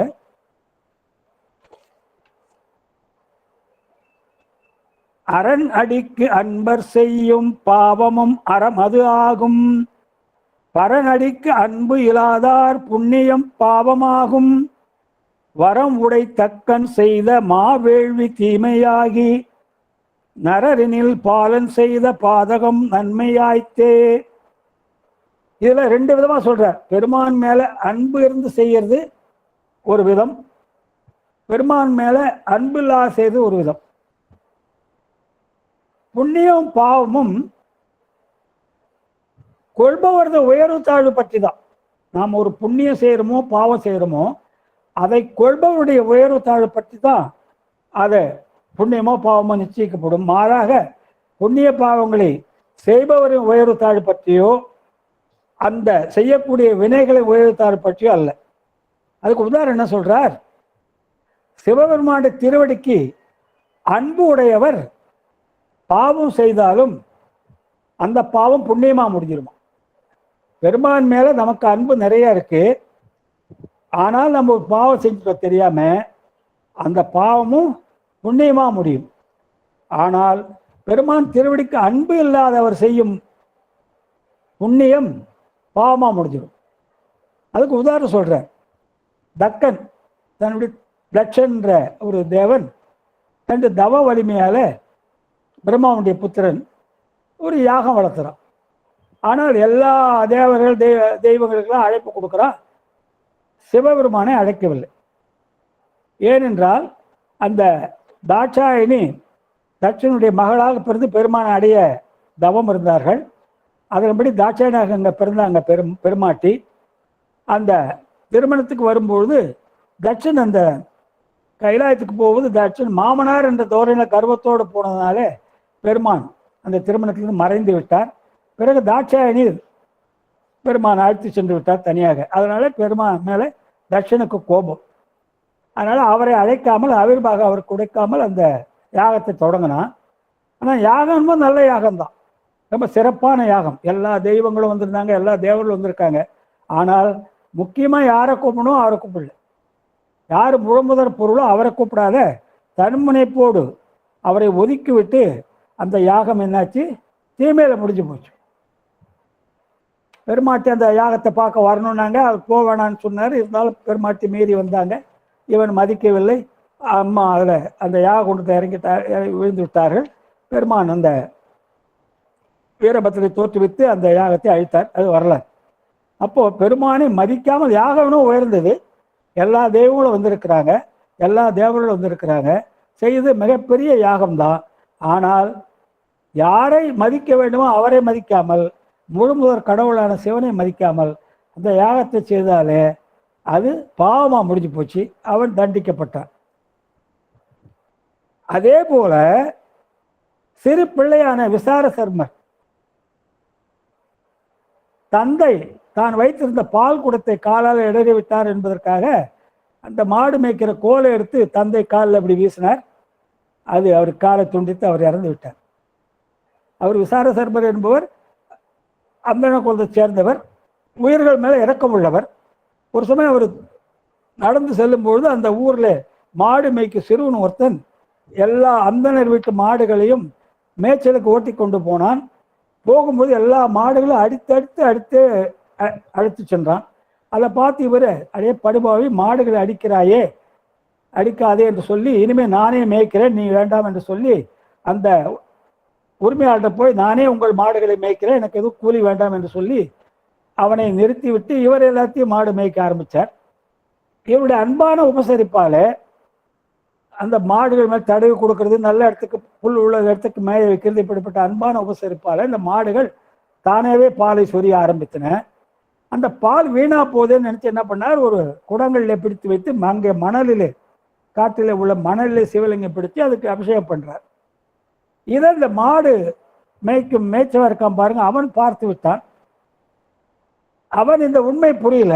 அவன் போய் எல்லாத்தையும் என்ன சொல்லிட்டான், அங்க உங்க மாட்டு பாலெல்லாம் அவர் கறந்து மண்ணில் ஊத்தின்னு இருக்காருங்கன்ட்டான். அவங்க தந்தையிடம் போய் சொல்றாங்க. அவர் அப்படி இருக்கான்றார். இல்ல அப்படிதான் அடக்குன்னா அவர் மறைஞ்சிருந்து பார்க்குறார். அப்பா மேலே ஒரு மரத்துலேருந்து பார்க்குறார். இவர் அந்த பாலையெல்லாம் குடத்துல பிடித்து வைத்து கொண்டு மணலை சிவலிங்கம் பிடித்து இந்த பாலையில சிவலிங்கத்தை அபிஷேகம் பண்ணிட்டு இருக்கார். அதை பார்த்து தந்தைக்கு கோபம் அதிகமாகிடுது. இறங்கி வந்து கூப்பிட்டு பார்க்குறார் பேரிட்டு. இவர் பெருமான் பூஜையில் ரொம்ப மெய்மறந்து பூஜை செஞ்சுட்டு இருக்கார். உடனே தந்தை இந்த பால் கொடுத்த இடறி கீழே தள்ளுறார். இந்த பாலில் கீழே வழியில் இந்த அவருடைய உடம்புல இந்த பால் பட்டு உணர்வு அப்பதான் வருது. பார்த்தா தந்தை அந்த பாலை கொட்டி விட்டார், காலால் இடறி விட்டார். உடனே இந்த கோலை எடுத்து இப்படி போட்டார், தந்தை இறந்து விட்டார். அது புண்ணியமா போயிடுது. சண்டிகேஸ்வரா அந்த பதத்தை கொடுத்துட்டார். ஆகவே செய்யும் நோக்கம்தான் காரணம். அன்போடு செய்தால் பாவமா இருந்தா கூட புண்ணியமாயிடும். அவரை மதிக்காமல் புண்ணியம் செய்தா கூட அது பாவமாயிடும். அதுக்கு உதாரணம் என்ன கூட சொல்லலாம். சாக்கிய நாயனார் அவரு சமணர். ஆனா நம்ம சைவத்து மேல ஒரு ஈடுபாடு, சிவலிங்கத்தை வழிபட வேண்டும் என்ற ஆசை அவருக்கு. ஆனா சமணம் மேலோங்கி இருந்த காலம், சைவம் கொஞ்சம்தான் தாழ்ந்திருந்தது. இவரை நம்ம கோயிலுக்கு சென்று பெருமானை வணங்க முடியல முறையா. ஏன்னா சமணர்கள் அவரை தண்டித்து விடுவார்கள். அவரு உபாயத்தை கடைபிடித்தார். தினமும் ஒரு சின்ன கல்லை எடுக்க வேண்டியது, சிவலிங்கத்துக்கு மேலே போட வேண்டியது. அவங்க நினைக்கிறாங்க, ஓ சிவலிங்கத்தை கல்லால் அடிக்கிறான் என்று அவங்க நினைச்சுக்கிறாங்க சமணர்கள். ஆனா இவர் என்ன நினைக்கிறார், அந்த கல்லையே ஒரு புஷ்பமாக பாவித்து சிவன் மேலே போடுறதா பாவிக்கிறார். தொடர்ந்து இப்படி செய்து வர்றார். தினமும் ஒரு நாளைக்கு அதை தவறாம செஞ்சிருவார். ஒரு நாள் சாப்பிட உட்காரும் போது ஏதோ வேலை காரணமாக இறைவன் மேலே கல்லை போறதை மறந்துட்டார். அந்த நேரத்தில் ஞாபகம் வருது. உடனே சாப்பாட்டை கூட சாப்பிடாத நேராக வந்து இரவு மேலே கல்லை போட்டுட்டு அப்புறம் வந்து சாப்பிட போகிறார். அப்போது அவர் வெளிப்பார்வைக்கு அவர் சிவலிங்கத்து மேலே போட்டது கல் தான். ஆனால் அவர் பாவனை என்ன நினச்சி போடுறார், அது ஒரு பூவாக நினச்சி போட்டார். ஆகவே அவருக்கு நல்ல பலன் கிடைச்சி. அதே மாதிரி தான் பூசலார் திருநின்ற ஊரில் அவருக்கு கோயில் கட்ட வேண்டும் என்ற ஆசை. ஆனால் பணம் இல்லை, ரொம்ப ஏழை பராரி. அவர் என்ன எப்படியா ஒரு இறைவனுக்கு ஆலயம் எழுப்ப வேண்டும் என்ற அவருக்கு பெரிய ஆசை. அப்போ பணம் எங்கெங்கே கேட்டு பார்த்தாரு, கிடைக்கல. அப்போ என்ன பண்ணார், மனசுலேயே கட்ட ஆரம்பித்தார் கோயில். இப்போ கடகால் எடுக்கிறதுனா இன்னைக்கு கடகால் எடுப்பார் மனசுலே. ஒரு 10 அடி ஆழ கடகால் எடுத்தா இன்னைக்குன்னா 10 அடி ஆழ கடகால் எடுத்துவார். நாளைக்கு சுத்து சுவர் வைக்கிறது அப்படின்னு ஒரு வருஷம் இப்படியே எது உண்மையாக செய்தால் எவ்வளோ நாளாகமோ எவ்வளோ நேரமாகமோ அதே போன்று மனதால பாவித்து அந்த ஆலயத்தை கட்டுறார். கும்பாபிஷேகம் நாள் வச்சுட்டார். அதே ஊர்ல அரசன் ஒரு கோயிலை கட்டுறான். அவனும் இவர் வச்ச தேதியில கும்பாபிஷேகம் நாள் குடிச்சுட்டான். பெருமான் என்ன பண்ணார், அரசன் கனவிலே சென்று நம்முடைய அன்பன் திருநின்ற ஊர்ல ஒரு கோயில் கட்டிருக்காம்பா பூசலார், நான் அன்னைக்கு அங்கே எழுந்துள்ளதாக அவனுக்கு வாக்கு கொடுத்து விட்டேன், நீ உன்னுடைய தேதியை ஒரு நாள் மாற்றி வச்சுக்கோன்ட்டார். அரசனுக்கு ஒன்றும் புரியல. உடனே அந்த ஊருக்கு வரான். வந்து பார்த்தா எங்க புது கோயில் கட்டுறீங்கன்னு கேட்டால் யாருமே இங்கே கோயில் கட்டலன்றாங்க. இல்லையே பூசலார் என்ற அடியார் இருக்காருமே கட்டியிருக்காருன்னா அப்போதான் சொல்கிறாங்க, இல்லையா அவர் ஒரு ஏழை கோயில் கட்டணும் சொல்லிட்டு இருக்காருங்க, இங்கே கோயிலெலாம் கட்டலைங்கன்ட்டார். நேராக அவர் வீட்டுக்கு போகிறான் அரசன், கேட்கிறான். அப்போ தான் சொல்கிறாரு, ஐயா எனக்கு உண்மையிலே கோயில் கட்ட வேண்டும்னு ஆசை தான், ஆனால் என்னால் முடியல. ஆகவே உண்மையாக ஒரு கோயில் கட்டினா எவ்வளோ நாளாகுமோ என்னென்ன வேலைகள்லாம் நடக்குமோ அதெல்லாம் மனசால பாவித்து நான் கட்டி வந்தேன், கோயில் கட்டி முடிச்சுட்டேன் மனசுலையே, நாளைக்கு கும்பாபிஷேகம் வச்சிருக்கேன் அப்படின்னு. அரசன் சாட்சாம காலில் விழுத்தான். ஏன் அவர் உண்மையான கோயில் கட்டுற அரசர். ஆனால் பெருமான் என்ன சொல்றார், நான் என்னுடைய அன்பன் கட்டிருக்க கோயிலில் போகணுமான்றார். அந்த மாதிரி பாவனை முக்கியன்றாங்க. அந்த பாவனை தான் வழிபாட்டில் முக்கியம். நம்ம எந்த செயலை செய்தாலும் அந்த நாம் செய்கிற பாவனை நமக்கு முக்கியன்றாங்க. அடுத்த பாடல் 120.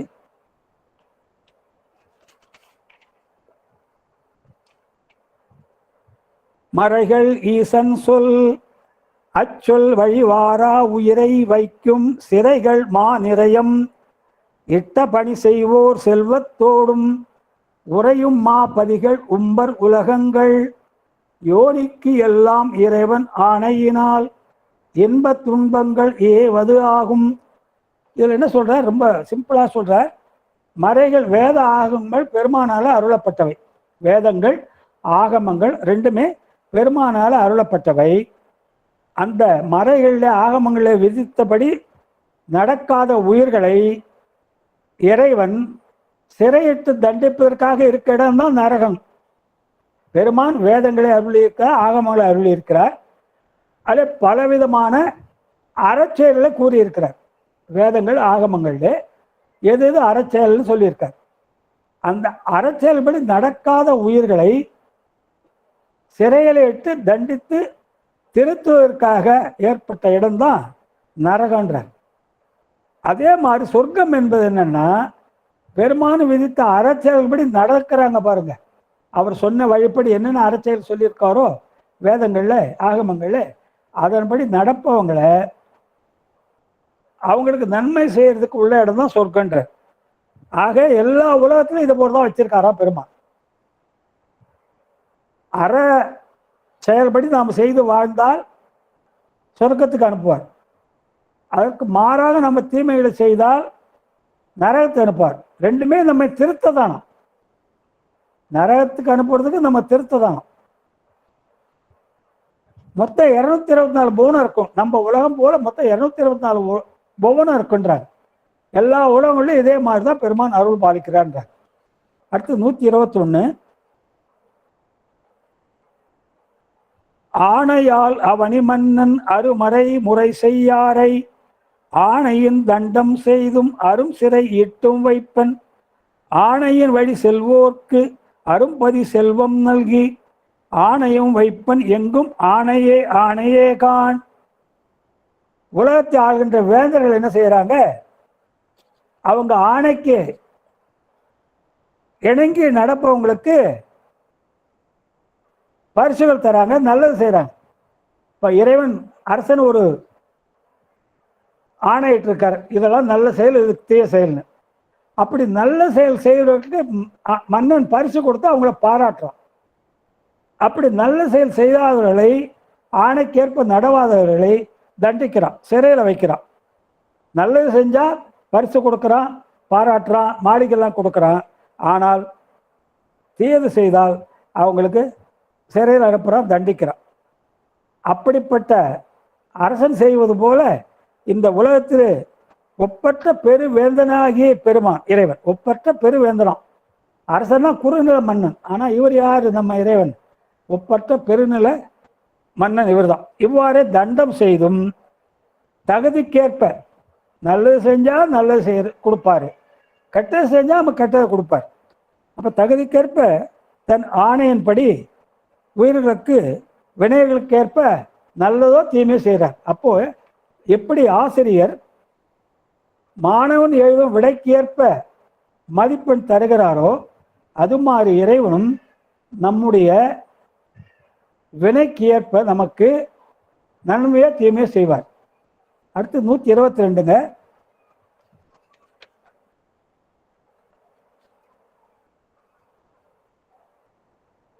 அரசனும் செய்வது ஈசன் அருள் வழி அரும் பாவங்கள் தரையுளோர் செய்யில் தீய தண்டலில் வைத்து தண்டத்து உரை செய்து தீர்ப்பன் பின்பு சொல் வழி நடப்பர் தூயோர் நிறையமும் சேரார் அந்த நிறையமும் நீர்மைதாம். உலகத்துக்கு அரசல் செய்யும் அந்த தண்டனை கூட இறைவன் ஆணை வழிபட்டுதான். உலகத்தில் அரசர் இருக்காங்க பாருங்க, அவங்க செய்யறாங்களே நல்லதோ கெட்டதோ மக்களுக்கு தண்டனை கொடுக்குறாங்க, அது ஒரு பாராட்டுறாங்க, அதுவும் இறைவன் ஆணை வழிபட்டுதான். அப்போ நாட்டில் பாதகங்கள் செய்தா அரசன் என்ன பண்றான்? அவங்கள கொடிய தண்டனை வழங்குறான். அதற்கு மேலும் நம்ம ஏதாவது கொடுமை செய்தா பயமுறுத்தி கடுமையான இந்த தண்டனை தருவேன்னு சொல்லி திருத்துறான். இறைவனும் பாவம் செய்தவர்களை நரகத்திலிருந்து மரக்கருணைன்றாங்க. மரக்கருணைனா தண்டித்து திருத்துவது. மரக்கருணை என்றால் தண்டித்து திருத்துவது. பாவம் செய்தால் தண்டனை வழங்குவான் என்று கூறவே நல்லது செஞ்சால் நமக்கு நன்மை செய்வான் என்பது பெறப்படும். ஏன்னா நல்லவர்கள், நம்மை போன்ற நல்லவர்கள், இறை வழிபாடு செய்பவர்கள் எப்போதுமே இறைவன் ஆணைப்படி தான் நடப்போம். நம்மெல்லாம் எந்த காலத்திலையும் ஒரு அதர்மம் செய்ய நம்ம போக மாட்டோம். ஆகவே இறைவன் கொடுக்கிற நரக தண்டனை இருக்கு பாருங்க, அது அரச தண்டனை தான்ற. இது என்ன உதாரணம் சொல்றாங்கன்னா, பூலோகத்திலே ஒருத்தன் ஒரு கொலை குற்றம் செஞ்சுடுறான், அதுக்கு கேஸ் நடக்குது. கேஸ் நடந்து அவனுக்கு இங்க ஒரு ஆயுள் தண்டனையோ அல்லது சாகும் வரை ஆயுள் தண்டனையோ கொலை தண்டனையோ கொடுத்தா அந்த கொலை குற்றத்துக்கு நரகத்துல மறுபடியும் தண்டனை இருக்காது. இதை முக்கியமா கவனிக்கணுங்க. பூலோகத்துல ஒருத்தன் கொலை பண்ணிடுறான், கேஸ் நடக்குது, கேஸ் ப்ரூவ் ஆயிடுது, அவன் தான் கொலை செஞ்சான்னு. ஒரு சாகும் வரை ஆயுள் தண்டனை அல்லது தூக்கு தண்டனை கொடுத்துடுறாங்க.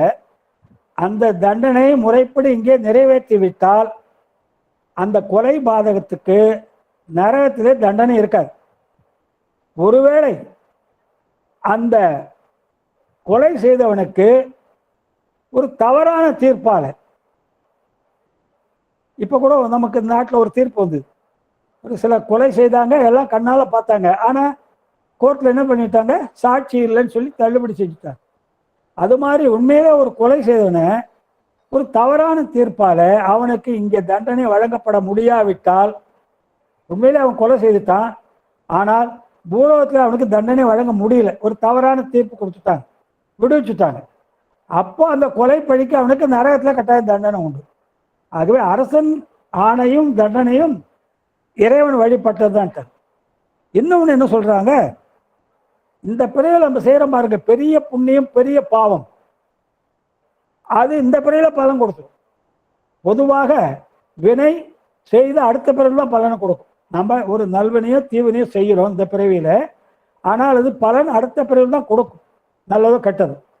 ஆனால் விதிவிலக்கு என்னன்னா, நம்ம ஒரு பெரிய புண்ணியம் செஞ்சிட்டோம், மிகப்பெரிய புண்ணியம் செஞ்சிருக்கோம், அதில் மிகப்பெரிய பாவம் செஞ்சிட்டோம்னா இந்த பிறவிலேயே அதுக்குள்ள நல்லதோ தண்டனையோ கொடுத்துருவார். அதுக்கு உதாரணம்னா இலங்கை 2010 மே 22 ராஜபக்ஷ அரசாங்கம் தமிழர்கள்லாம் அடித்து நொறுக்கி எல்லாத்தையும் கொண்டு போட்டான். 2010 மே 22. அதே 2022 மே 22ஆம் தேதி அவனுடைய மாளிகைகளை எல்லாம் கொடுத்தப்படும். நம்ம நாட்டில் நிறைய உதாரணம் இருக்கு, நீங்க யோசிச்சு பார்த்தா நீங்களே தெரிஞ்சுக்கலாம். மிகப்பெரிய பாவமோ புண்ணியமோ இப்பயே கொடுத்துருவார். ஆனால் பொதுவா ஒரு வினை நம்ம செய்தால் அடுத்த பிறவிகள் தான்.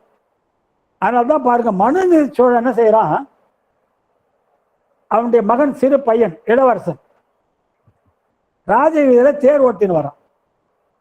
நிறைய பரிவாரம் கூட வருது, வீரர்கள் சேனாதிபதி எல்லாம் கூட வராங்க. அது தேர் வருது, ராஜவீதியில வருது. எங்கேயாவது ஒரு பசுங்கன்று வந்து தேர்காலில் மாட்டி இறந்து போகுது.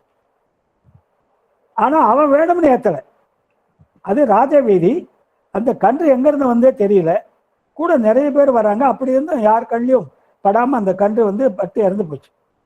அப்போ அரசனுக்கு அந்த மாடு போய் அந்த ஆராய்ச்சி மணி அடிக்குது. ஒரு துன்பம் வந்தால் ஒரு மணி வச்சிருக்கான் அடிக்கணும்னு, அந்த மணி ரொம்ப நாள் அடிக்காம இருந்த மணி அன்னைக்கு போய் அந்த பசுமாடு தாய் பசு அடிக்குது. அப்போ அவனுக்கு ஒரே ஆச்சரியம், வந்து பார்த்தா மாடு நிற்குது. அப்போதான் சொல்றாங்க, நம்ம இளவரசர் ஓட்டி வந்த தேர் கன்று மேலே ஏறிடுதுங்க. அப்போ என்ன சொல்றாங்க அமைச்சர்கள்லாம், நம்ம பரிகாரம் செஞ்சுடலாம், அந்தணர்களுக்கு இந்த தானங்கள் செய்தால் அந்த பரிகாரம் சரியாயிடும் அப்படின்னு சொல்றாங்க. ஆனா அவன் ஒத்துக்கல அரசன் மனுநீதி சோழன். பெரிய புராணத்தில் முதலிலே அவரது வரலாறு தான், பெரிய புராணத்தில் மனுநீதி சோழ வரலாறு தான் முதல் வரலாறு. அவர் ஒத்துக்கல. எவ்வளோ சமாதானம் சொல்லி பார்க்குறாங்க, நம்ம இளவரசருங்க வாரிசுக்கு ஒரே பிள்ளை உங்களுக்கு, அவர் வேண்டுமென்று தேர ஏத்தல, இந்த கன்று எங்கேருந்து வந்து மாட்டிக்கிச்சு, இப்படி நிறைய பரிகாரம் இருக்கு, அது செஞ்சா கழுவாய் செய்தா முடிஞ்சிரும்னாங்க. அவர் ஒத்துக்கல. அவர் என்ன பண்றார், இந்த பிறவில என்னுடைய பையனுக்கு நான் இங்கேயே தண்டனை கொடுத்துட்டா அவனுக்கு நரகத்துல தண்டனை கிடைக்காது. எப்படி யோசிச்சிருக்கா பாருங்க அரசர். என் மகன் ஒரு பசுங்கன்று மேல தேரை ஏற்றி கொன்று விட்டான், அவனை இங்கே நான் தண்டனை கொடுத்து விட்டால் அவனுக்கு நரகத்தில் அந்த தண்டனை கிடைக்காது என்று சொல்லி தன் மகனை மந்திரி கிட்ட சொல்றான், தேரையேற்றி கொள்ளுன்னு. அந்த மந்திரி அவன் செத்துடுறான், தற்கொலை பண்ணிக்கிறான். ராஜாவை எப்படிங்க நான் கொல்ல முடியும் சொல்லி அவன் கொல்லாம போயிடும். யாருமே முன் வரவில்லை. இவனே என்ன பண்றான், எந்த இடத்துல பசுங்கன்று இறந்ததோ அந்த இடத்துல இந்த இளவரசனை படுக்க வைத்து தானே தேரை ஓட்டி அந்த இளவரசனை கொன்றுறான். என்ன காரணம் என்றால், என் மகன் செய்தது கொலை பாதகம், அந்த கொலைக்கு இந்த பிறையில நான் தண்டனை கொடுத்து விட்டால் அவன் அந்த தண்டனையை நரகத்தில் அனுபவிக்க வேண்டாம் அப்படின்ற, அது நம்ம சாத்திரத்துல இருக்குங்க. அதாவது போற்றி பகருடை கன்னி 51 53 நோட் பண்ணிங்க வேணும்னா, போற்றி பகருடை என்ற சாத்திரத்துல கன்னி 51 53 அது படிக்கிற பாருங்க. ஓடிய தேரின் கீழ் உயிர் போன கன்றாலே நீடு பெரும் பாவம் இன்றே நீங்கும் என நாடித்தன் மைந்தனையும் ஊர்ந்தோன் வழக்கே வழக்காக ஓடிய தேரின் கீழ் உயிர் போன கன்றாலே. தேர் போச்சு, அது கீழே மாட்டி கண்டு செத்து போச்சு. நீடு பெரும் பாவம் என்றே நீங்கும் என்று, அந்த பெரிய கொலை பாதகம் இன்னைக்கே நீங்கணும், அவனுக்கு நரகத்தில் அந்த தண்டனை வரக்கூடாது என்று சொல்லி நாடித்தன் மைந்தனையும் ஊர்ந்தோன் வழக்கே வழக்காக தேர்தல் ஏற்றி கொண்டுடுறோம். அப்போ நாம் செய்த தவறுக்கு இங்கே ஒரு அரச தண்டனை கிடைத்து விட்டால் நரகத்தில் அதுக்கு தண்டனை கிடையாது. ஒருவேளை தண்டனை இங்கே தப்பி விட்டால், ஒரு தவறான தீர்ப்போ ஏதோ ஒன்று நடந்து விட்டால் அதுக்கு தண்டனை அங்கே உண்டு. எப்படியா இருந்தாலும் நாம் செய்த தீவினைக்கு தண்டனை நிச்சயம் உண்டு. ஒன்று பூலோகத்திலேயோ அல்லது நரகத்திலேயோ கட்டாயம் உண்டுன்றார். ஆக வினை செய்தால் தப்ப முடியாது. அந்த அரசன் ஆணையம் இறைவன் வழிபட்டது தானே. அரசனும் யாருக்கு சார்பாக ஆட்சி செய்கிறான்? கடவுள் சார்பாக ஆட்சி செய்கிறான். ஆகவே அவர் செய்கிற தண்டனையும் நன்மையும் இறைவன் வழிபட்டதான் அப்படின்றாங்க. ஆகவே வினை இப்படி தான் போகுது. நம்ம எந்த வினை செய்தாலும் அதற்கு கட்டாயம் தண்டனை உண்டு. அதுதான் நெய்த தத்துவத்தை வச்சிருக்கார். நெய்த தத்துவம், யார் யார் எந்த எந்த செயலை செய்தார்களோ அவரவர்கள் அந்த செயலின் பயனை அனுபவிக்க வேண்டும். யார் யார் எந்த எந்த நல்வினையோ தீவினையோ செய்தார்களோ அவரவர்களே அந்தந்த நல்வினைக்குரிய நல்ல பயனையும் தீவினைக்குரிய தீய பயனையும் அனுபவித்தே ஆக வேண்டும் என்பதுதான் நீதி தத்துவம். ஆகவே நம்ம வினையிலிருந்து தப்பவே முடியாது. ஒன்று பூலோகத்திலே தண்டனை கொடுக்கப்படலாம், இல்லாவிட்டால் இங்கே தப்பினால் அங்கே நரகத்திலே தண்டனை கொடுக்கப்படும். ஏமா அண்ணா 123 போலாங்களா? ஏமா 123 போலாங்களா? ஆமாங்கய்யா, இன்னும் நேரம் இருக்குங்கய்யா. வேலையா இருப்பாங்க போல. ஏன்னா ஒரு பாடல் எடுக்கலாங்கய்யா. சரி சரி, ஒரு பாடல் எடுக்கலாங்க. ஒரு பாடல் எடுங்க. சரிம்மா. 123 அருளினால் உரைத்த நூலின் வழி வாராது அதன்மம் செய்யின் இருளா நிறைய துன்பத்து இட்டு இரும் பாவம் தீர்ப்பன் பொருளுலாம் சுவர்க்கம் ஆதி போகத்தால் புனியம் தீர்ப்பன் மருளுலாம் மலங்கள் தீர்க்கும் மருந்து இவை வைத்தியநாதன். இறைவன ஒரு மருத்துவன் போல சொல்றார். எப்படின்னா, தன்னுடைய அருள் நூல்கள் தன்னுடைய அறிவுரைப்படி நடக்காத ஒருத்தன் பாவம் செய்தா அவனை நரகத்திலிருந்து துன்பம் வைக்கிறார். அந்த பாவத்தை தீர்த்துடுறார். இறைவன் விதித்த அறச்செயல்கள் நம்ம படித்த ஒரு பாடல்ல ஒரு 16 அறச்செயல்கள். அதன்படி ஒருவன் நடக்காவிட்டால் அவனை நரகத்திலே இட்டு அந்த தண்டனையை கொடுத்து அந்த துன்பத்தை பாவத்தை போக்கிடுவார். அதே மாதிரி அந்த அறநூல்களை சொல்லியபடி நாம் வாழ்ந்தால் நமக்கு சொர்க்கத்திலேயே நல்ல பலன்களை கொடுப்பார். அப்போ 2 இருக்குங்க. இறைவன் வகுத்த அறச்செயல்கள் இருக்கு. அந்த அறச்செயல்படி நடக்காதவரை சிறையில் இட்டு தண்டனை செய்வார். அதன்படி நம்மை போன்ற அந்த அறச்செயல்படி வாழ்பவர்களுக்கு சொர்க்கத்திலே வைத்து நன்மைகளை கொடுப்பார். அப்ப பாவம் புண்ணியம் 2மே கட்டுதான்றார். பாவம் என்பது இரும்பு விலங்கு, புண்ணியம் என்பது பொன் விலங்கு. 2மே விலங்கு தான். 2க்குமே நம்ம இன்னொரு பிரிவு எடுத்துதான். நல்வினை செய்தாலும் இன்னொரு பிரிவு கொடுத்தாகும், தீவினை செய்தாலும் இன்னொரு பிரிவு கொடுத்தாகும். ஆகவே 2மே விலங்கு தான். இப்போ ஒருத்தனை சிறையில் போடுறோம், ஒரு சாதாரண கைதியை இரும்பு விலங்கு போடுறாங்க. அதை ஒரு பெரிய அரசியல்வாதி கொண்டாந்து ஜெயிலில் போடுறாங்க. அப்போ அவருக்கு பொன் விலங்கு போடுங்கன்னா விலங்கு விலங்கு தானே. பொன் விலங்கா இருந்தாலும் என்ன, இரும்பு விலங்கா இருந்தாலும் என்ன, தலை தான். அவரும் ஜெயிலில் போட்டுறாங்க. ஆகவே 2மே பந்தம் தான்றார். ஆகவே இறைவன் வைத்த ஆணைப்படி நம்ம நடந்தால் நமக்கு சொர்க்கத்திலே நன்மையை கொடுப்பார்.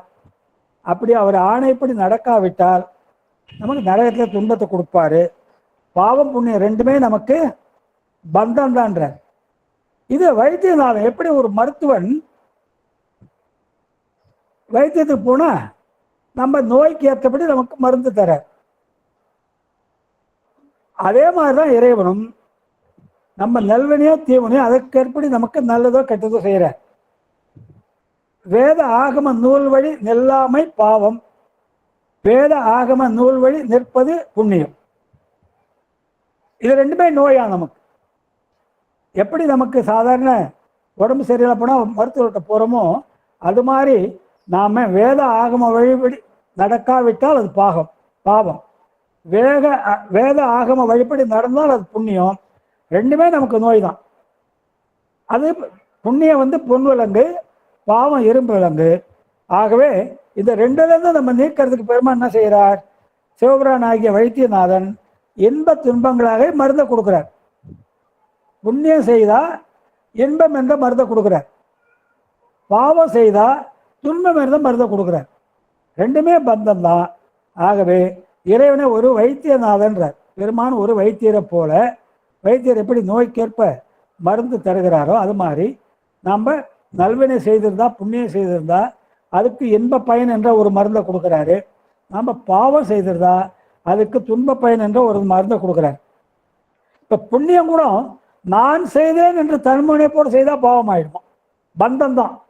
நம்ம ஒரு புண்ணியம் செய்கிறேன்னு வச்சுங்க, அந்த புண்ணியத்தை நான் செய்கிறேன் இந்த புண்ணியத்தை என்று தன்முனைப்போடு செய்தால் அது ஒரு பந்தம் தான். ஆகவே இறைவன் கையிலே நாம் ஒரு கருவி, அவன் செய்விக்க நான் செய்கிறேன் என்று சொல்லி அந்த பாவனையோடு எதையும் செய்யணும். எந்த ஒரு செயலை செய்தாலுமே நம்ம இறைவன் கையிலே ஒரு கருவி, அவர் உள்ளிருந்து இயக்கவே நாம் இயங்குகிறோம் என்று சொல்லி அப்படி செய்து விட்டால் அந்த பந்தம் வராது.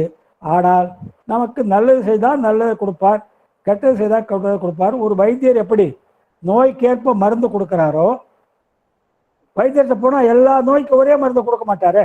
இப்போ தலைவலி போனால் ஒரு மாத்திரை கொடுப்பார், ஒரு ஹார்ட் பெயின் போனீங்கன்னா அதுக்கு ஒரு மாத்திரை கொடுப்பார்.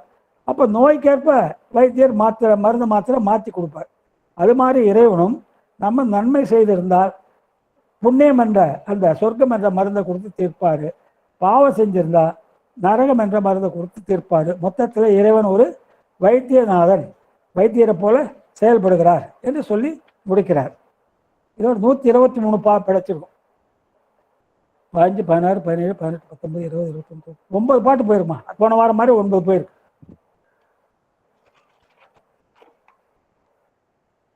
அம்மா ஞாபகம் வச்சுக்க, 123 முடிஞ்சிருக்குமா?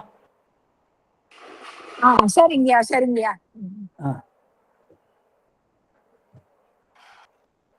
சாருங்கம்மா, நீங்க ஏற்பாடு பண்ணுங்கம்மா.